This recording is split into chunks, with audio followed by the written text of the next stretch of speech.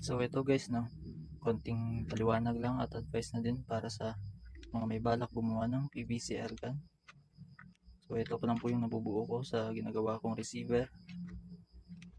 Sa mga nagtatanong po kung matibay po ba yung ginagamit kong pandikit, ay opo, na matibay po yan.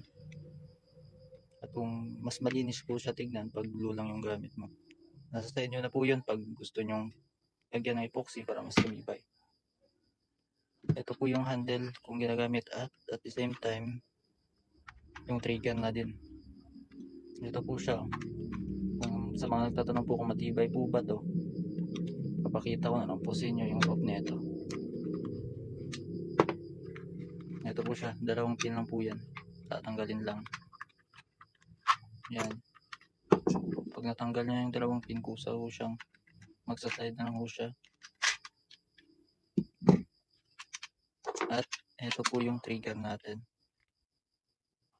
matibay po yan. Ito yung spring na ino-hold nya, sobrang tigas.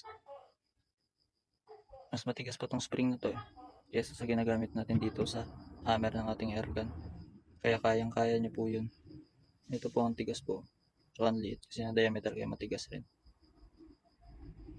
kaya matibay po ito. Hindi po ito katulad ng ibang airgun na nabibiyak sa gitna o nahati sa gitna. Wala din po itong screw, so kung makikita nyo walang screw.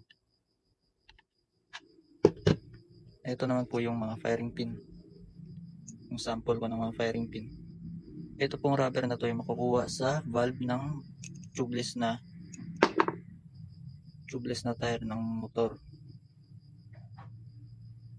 Dito po yan, dalawa yan, kaya dalawa rin yung magagamit nyo.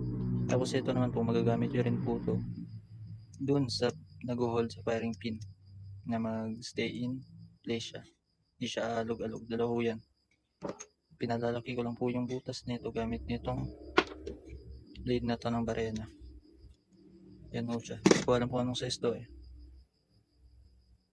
ayan o, may nakasulat.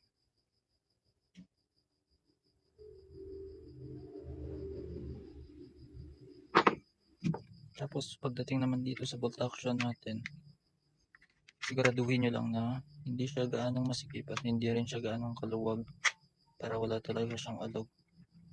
Smooth po yan. Tapos yung trigger natin smooth din, ganyan lang po siya. Hindi ko yan pipitik hanggat hindi nyo pinipitik yung trigger. Yan o, ganun yung distansya niya sa firing pin at hammer natin. Nasa 0.5 cm lang siguro yan. Hindi rin naman to sukat lahat tansya-tansya lang din.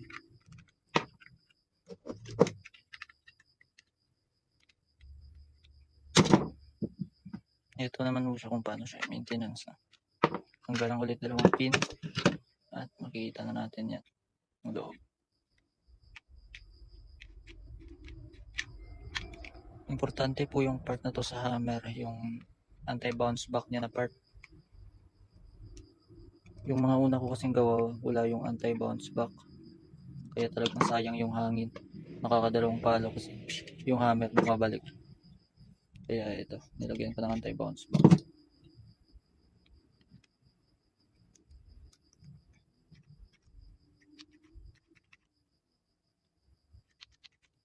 May metal part siya dyan.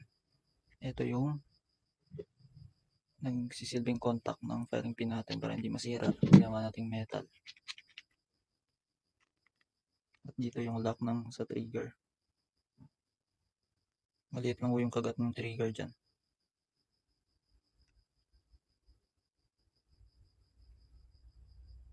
Para maliit din yung pagpitik natin. Konti lang yung pitik, magpa-fire na. About naman dito sa pinagpupwestuhan ng firing pin, siguraduhin lang po natin na lapat siya. Hindi muna i-fix ng glue hanggat hindi nyo sisiguradong lapat na lapat siya. Ayan po, yung mga block na, yung pa-circle na block lang yung tinatamaan ng firing pin natin na rubber.